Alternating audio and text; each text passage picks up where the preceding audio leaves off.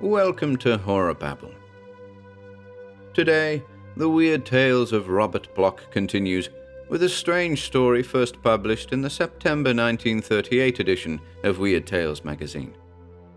The Mandarin's Canaries tells the story of a torture-mad Chinese ruler and is aptly named Garden of Pain. We hope you enjoy it.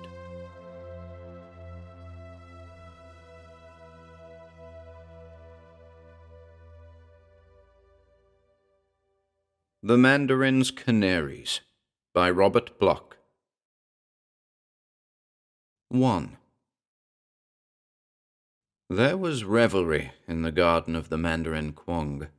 Revelry is attested by the loud cries and supplications for mercy, interspersed with high titterings of pleasure. The Mandarin was amusing himself today in a new fashion. Through the bamboos, it could be seen that the stakes were bare, their rusty iron shackles hanging empty in the sunlight. The lotus blossoms and orchids swayed with the wind, to reveal that the racks stretched along the garden paths were likewise empty, and the iron beds beneath the vines untenanted. No whips lay amidst the grass and flowers, no pincers or knives or barbed flails. Therefore, as the cries and laughter proclaimed, the Mandarin Quang had found some new sport here in the Garden of Pain. In a remote bower, guarded by great trees whose limbs had been trained to twist in torment, and veiled by serpentine creepers that extended fangs of scarlet blossom, the Mandarin stood. There had been those who were kind enough to compare Quang to the Lord Buddha, and there were times when his fat little figure held a dignified serenity quite similar. But in moments such as this, Quang was transfigured. His fleshy face creased into a mask of demoniac mirth. His red, full lips writhed back above his black beard, and his eyebrows were swords over slitted points of flame. Pleasure was an intense emotion in the Mandarin, and his pleasure was pain. He stood staring across the bower at the two figures before him, the bound man against the great tree, and the robed figure confronting him some 10 paces distant. The bound man was uttering the cries and the pleadings. The robed one was silent. He moved, but no sound emanated from those movements save an occasional twanging thrum. For the robed man held in his hands a great crossbow, and upon his back was a quiver bristling with barbed arrows. These he was swiftly and efficiently removing one by one, fitting them to his bow and taking expert aim as he released them at the bound, writhing figure of the captive. His aim was remarkable. Despite the agonized movements and convulsive startings of the victim, he never erred. The arrows sped to a living mark, the wrist, the ankle, the knee, the groin. With curious precision, he avoided placing the cruel shafts in a vital spot, and his arm carefully judged the depth with which each arrow would penetrate the shrinking yellow flesh of his tormented target. But Quang did not notice this dexterity, or if he noticed it, he gave the matter no heed. His laughing eyes were on the victim, watching the impact of each arrow, the jerk of the flesh as it sank in, and the thin trickle of blood that followed the piercing. To an observer it might almost be said that Quang appeared to be studying his victim's pain, studying with the amused and detached pleasure of a bibliophile who reads for the 100th time some treasured volume, foretasting each delight, yet seeking unfelt nuances of enjoyment. His delighted laughter fell as an arrow struck the bound man's left eye and penetrated the brain. The writhing ceased, the body sagged limply, and hung from the ropes which restrained its fall. The Mandarin Quang heaved a sigh, the sigh of the bibliophile when his book is closed, and with a wave of his saffron hands dismissed the archer. The bowman bowed and backed from the bower with gestures of obeisance, leaving his master alone. Quang stood stock still for an instant after the fellow's departure, and his features underwent a curious change. Gone was the sadist's smile, gone the passionate intensity which had made of his face a gargoyle's grimace. Serenity returned to shine from his eyes, and his lips relaxed into a softer smile of pleasure. He moved forward to the tree where the bound body hung, passing the gory thing without so much as a glance. Behind the tree, suspended by the self-same ropes which upheld the victim, a series of thin metal pipes were hanging. From the sleeve of his robe, the Mandarin drew forth a slender stick. With a gentle, caressing motion, he drew the ivory head of the stick across the metal. A chiming rang forth, a soft, liquid, almost chirping series of notes holding a peculiar, bird-like quality. The tones flooded forth, clear and mellow, as the Mandarin chose his notes with careful attention to harmonics. Music came from the tree where horror hung.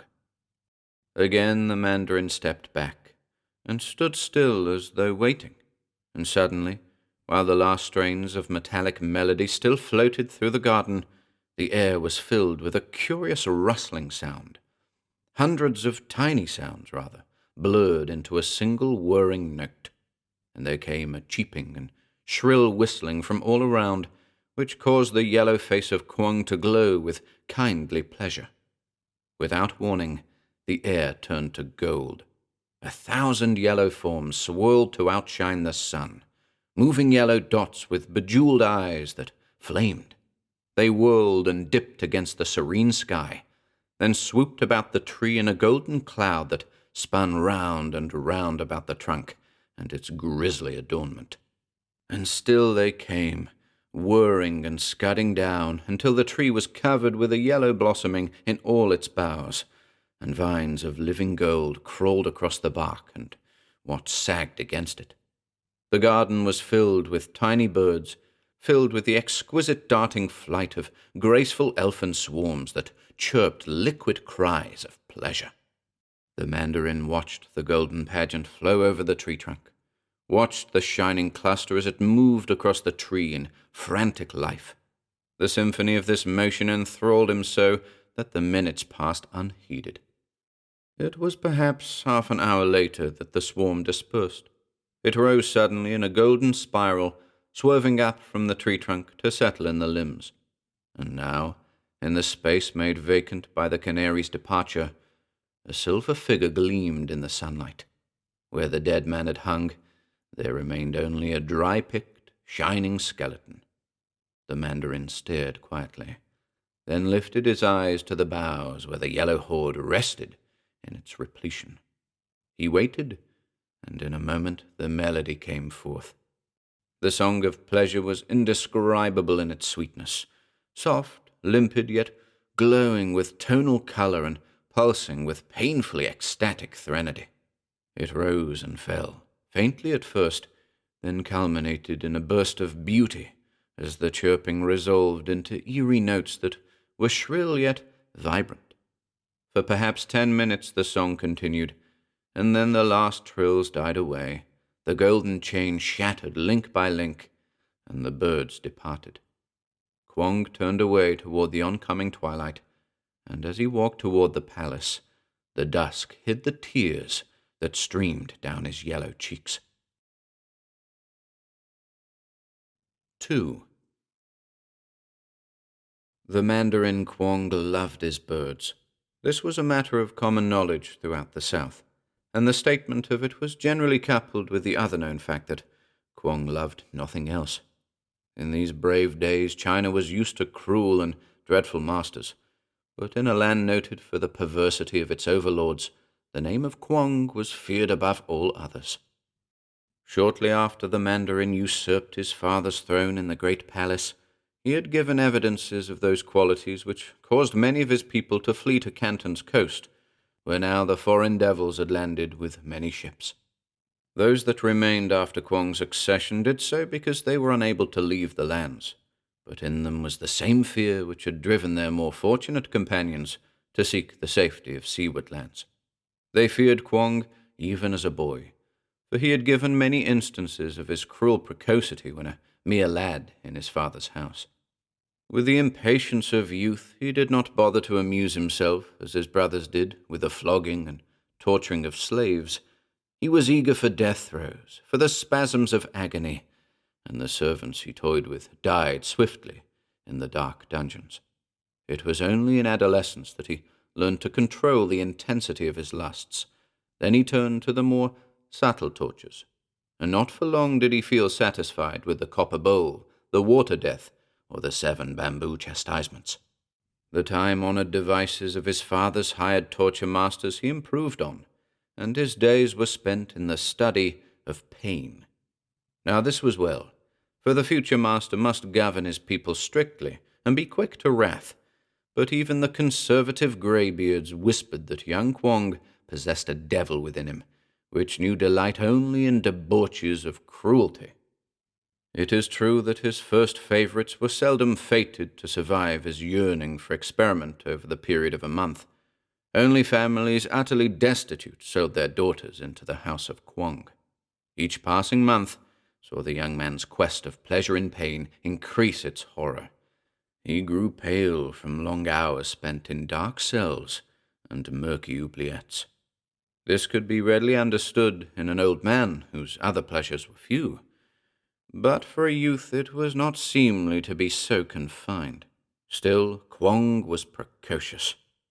This precocity further evinced itself in Kwong's judicious disposal of his 3 brothers, who found their last cups of rice wine to be very bitter indeed. They died quietly, without ostentation, and it was only to be expected when one morning the old Mandarin, Kwong's father, went to his ancestors with the cord of a silken bowstring for a necklace about his throat. Then Kwong was lord of the house, and high Mandarin over the jungles, the plains, and the village lands of all his people. His regal reign started with a most sumptuous funeral in honor of his father, and then he gave the people of his city a noble tiger hunting in the streets of a little village close by. But these evidences of propriety did not wholly satisfy his subjects, who unkindly grumbled about the vast number of coolies who were immolated outside his father's tomb during the funeral ceremonies. Other ungrateful coolies said that the tiger hunt was spoiled by the deaths of almost the entire populace in the village where it occurred. But when Mandarin Kwong made the pronouncement about his law, the flights to the coast began. Kwong as Mandarin was the judge over all criminal trials in his domain, but he now specified that he would usurp the office of executioner as well. In the first 3 years of his official rule, every case brought before him ended in conviction, and there were many cases, due to his increasing his force of guardsmen, and the peculiar system whereby he paid them a bounty for each criminal obtained. This he could well afford, for an increasing number of crimes seemed to be discovered among the wealthier merchant and landholding class, and conviction carried with it a confiscation of money and property to Kwong's house. As an executioner, Kwong scorned beheading or any of the accepted modes of torture. No longer was the sentence carried out in public. Kwong preferred the darkness of his palace dungeons, or his ivory hall of state. Here, it was averred, the walls were lined with human heads, mounted as one might mount the head of a deer or a buffalo. In an effort to discourage such unfortunate predilections toward torture, one of Kwong's advisers subtly hinted that his constant stay indoors was injurious to the health of the Mandarin. It was then that Kwong built his garden, his beautiful Chinese garden behind the palace, where trees and flowers and mirroring pools opened to the sky. And he built racks and wheels and scaffolds that blossomed with evil fruit, so that things went much the same as they had in the old dungeons below the palace. But nature stirred a new love of beauty in the Mandarin's breast. He caused vines to grow upon the iron racks to conceal the rusty stains, trained creepers to hide the stark lines of his scaffolds. Sometimes he walked in the gardens alone, and was serenaded by musicians from concealed glades and dells. For the birds did not rest here. Blood nourished the fantastic flowers, and the perfume of rare orchids was rich in the air. But over all was the carrion taint that brought crows and vultures, but kept the songsters away. Nightingales and finches shunned the green confines, and those brought by the animal vendors flew away with peepings of terror rather than chirps of song. Even the scarlet macaws and green parrots refused to color the landscape with their presence, and the garden remained incomplete without its musical background. But at this time the two missionaries came to Kwong at the palace, and asked if they might stay. They were foreign devils, Portuguese in robes of black, who spoke a curious tongue and blasphemed against Lord Buddha, the four books, and Kwong Fu Tse with equally impartial fervor. Some of their paraphernalia interested the Mandarin, who spent several days with the queer thundersticks which worked on principles so divergent from Chinese guns, the sextants, silver watches, and other marvels brought from the court of King John. They had birds in cages, tiny yellow birds that sang with infinite sweetness.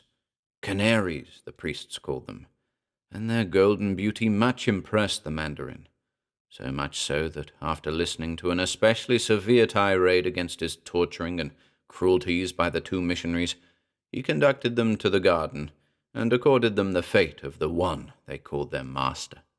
And he loosed the canaries in the garden, and beheld with pleasure that they did not fly away, but remained close to him. To his great amusement, one of them perched upon the sagging shoulder of the first priest, and sang up into the dead face with affectionate fervor. He rewarded the birds with the most delicate of meats, the tongue of the priest. Perhaps, he mused, it would instill the creatures with the eloquence of their former masters. This did not occur, but the birds stayed, and within a few years they had multiplied 100-fold, then grew to many thousands. They filled the garden by day, and then fared afield at will, returning only toward twilight to await the feast spread for them.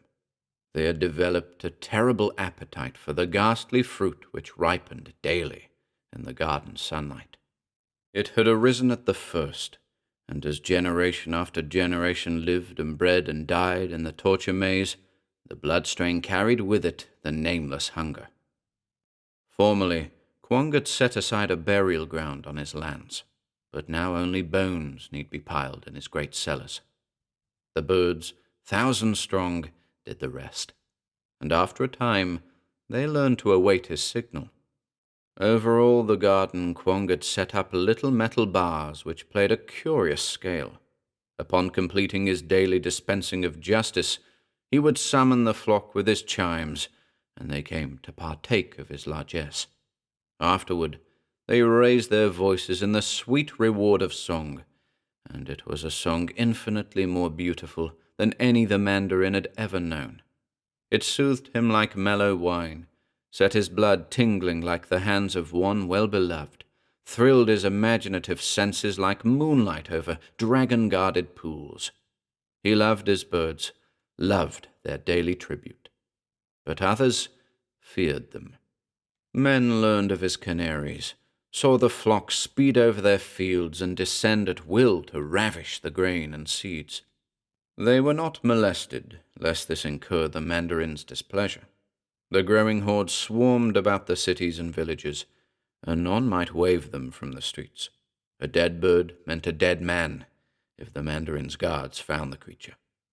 The legend of their feastings in the garden became known, and after that strange tales were told of the foreign devils who had brought the birds as spies. It was whispered that the tiny chattering creatures possessed human souls, that they sucked evil nourishment from the dead, and absorbed the wisdom of men which they used when prying about the streets. Other lore hinted that they reported to the Mandarin the misdeeds which they observed in daily flight, and they came to be hated and feared as living symbols of the terrible power which ruled the land. 3. Now lately Kwong had devised a new torture which pleased him greatly.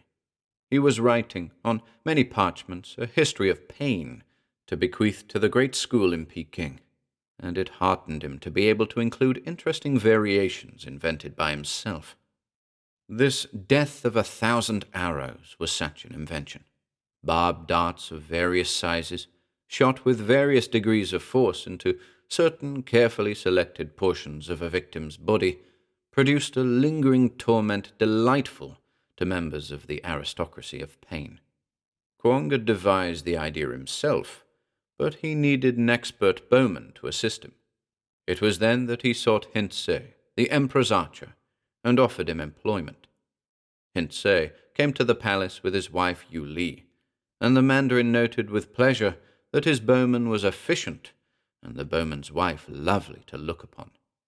So it was not many days after Hintze first employed himself with victims in the garden that the Mandarin caused the woman to be removed to his quarters and gave himself over to dalliance. The archer learned of this, and his heart was sore. He did not like his dreadful task, but he had come at the emperor's command and dared not disobey. He hated the cruelty, hated the Mandarin, and was repelled by the nauseous birds whose unnatural feastings gave him such qualms as he had never known on the battlefield. Indeed, one day he had accidentally pierced a yellow body with an arrow, and only the fact that the canary had winged itself within the line of flight saved him from the Mandarin's wrath. He was a soldier, and to him the music of the Canaries was not sweet after the spectacle of their dining. Now that his wife had been taken, Hintze was very bitter in his heart against Lord Kwong, though he dared not speak. He feared instead, for he had heard tales of the Mandarin's love.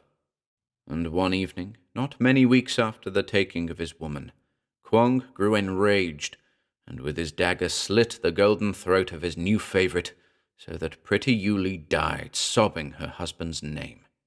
Hintze saw and said nothing, even when the pitiful limp form was carried into the garden by servants. He returned to his quarters and sat alone in the moonlight, awaiting what he knew he would hear. And then came that sweet, detestable song from the treetops, the satisfied song of the Canaries. At that moment, Hintze swore his oath against the Mandarin, against the desecration of his wife's body, which was not even accorded godly burial, but sacrificed instead to a few moments of melody from the hateful tiny throats of Kwong's friends. Of this he said no word to the Mandarin, for that was not seemly, and with lordly courtesy Kwong forbore mentioning the occurrence when they met the next day. Hintze carried a bound coolie into the garden sunlight, a poor, choking wretch who had stolen a few taels in some market outside the town. He pleaded with Hintze as he walked, and it was curious to the archer to hear that the doomed man did not fear death nearly so much as he feared the loss of his immortal soul. He and all the people were afraid of the Canaries of Kwong, whose feasting deprived them of proper burial. But Hintze said nothing as he slipped a knife through the man's bonds and awaited the Mandarin.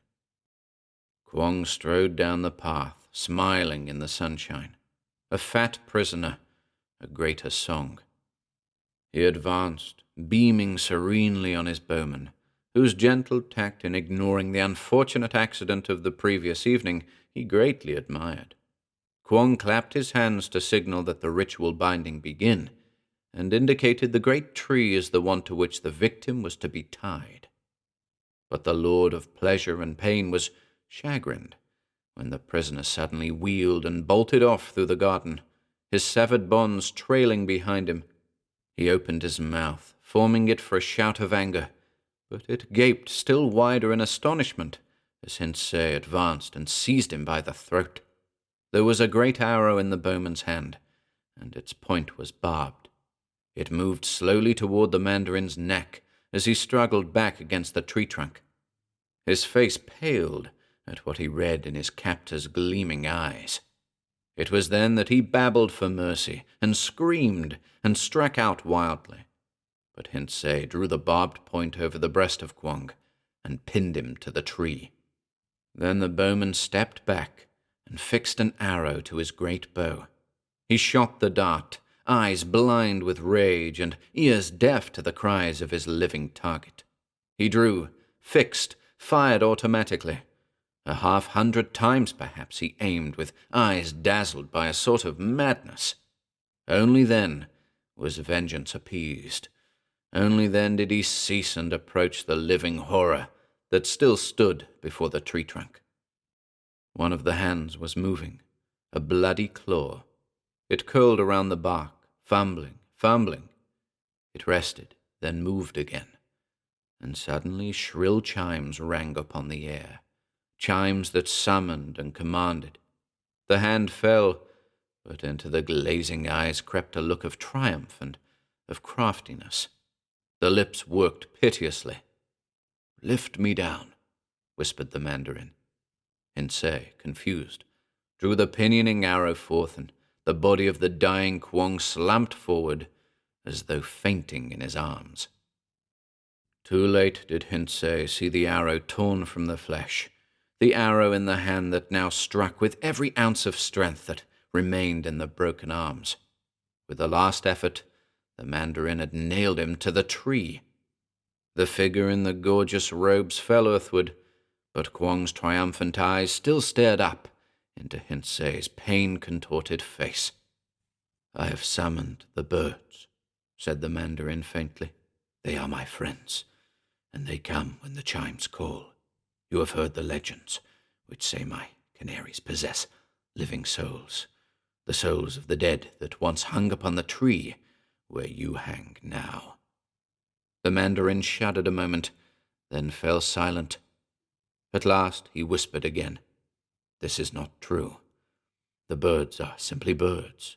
They know me and they love me, for I have prepared for them many feasts. Therefore vengeance for my death shall rest with them, and I shall hear one last song as I die." Hinsei understood then. He struggled to free himself, but the arrow held him so that he hung by the barbs that nailed him to the tree of horror. He clawed and screamed when he heard the rustling sounds, moaned aloud as the golden cloud hummed down toward him, and then they were all about with their beating wings, their tiny beaks that stabbed sharply, cruelly, with dreadful hunger. Blood blinded him. 2 winged knives flew to his eyes, and the golden glow faded to black pain. For a few moments longer he writhed beneath the beaks of his tiny tormentors. Then the cloud settled down in silence. Upon the ground lay the Mandarin Kwong. His wounds were forgotten, for he had the nature of a poet. This final revenge, this last triumph in defeat, was atonement. He watched every movement of the raptorial birds, drank in their graceful beauty to the full, and soon he would hear the song, the final song before death. For he had spoken truly to Hinsei. The birds loved him, and they were only birds. The notion of psychopomps, the absurd superstition that these creatures of his possessed the souls of the dead from his garden, was incredible. Kwong watched the yellow swarm move across the body of the bowman. They rose, chittering. In a moment the song would commence. The Mandarin awaited the perfection of the poet's death. They rose, and suddenly one of the tiny birds detached itself from the sunbright cluster. It was a tiny female, and it flew straight down toward the skeleton on the tree. It perched absurdly upon the fleshless ribs, as though peering into the bony bars of a cage.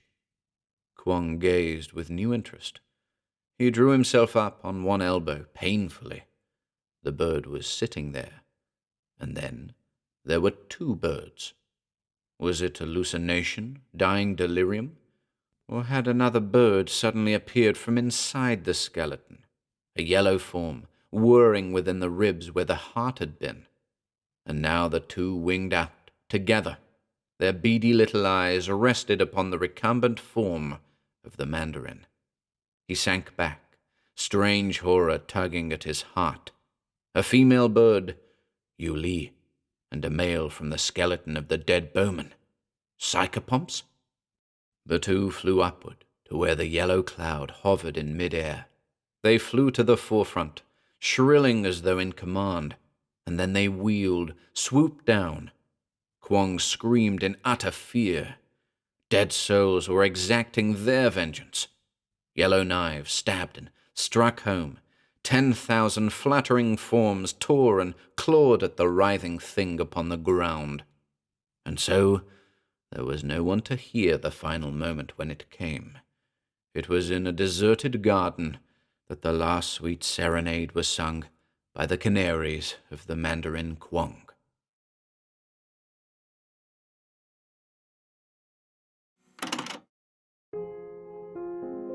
If you enjoyed listening today, be sure to subscribe to the channel by hitting the red subscribe button below. After doing so, click the bell icon next to the subscribe button to receive new content notifications. If you'd like to support our work and receive exclusive perks, consider becoming a channel member by clicking the join button below. To support us in other ways, see the video description for links to our Bandcamp and Patreon pages, our merch store over at Teespring, and further information relating to our releases on Audible, iTunes, and Spotify. And until next time,